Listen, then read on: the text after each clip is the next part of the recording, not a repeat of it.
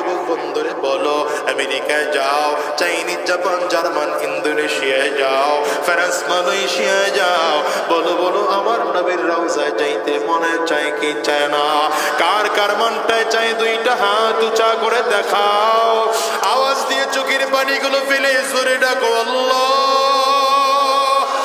আরো জোরে ডাকো আল্লাহ, জবান খুলে চিল্লায় ডাকো আল্লাহ, আর চোখের পানিগুলো ফেলে ডাকো আল্লাহ, দয়ার মালিক।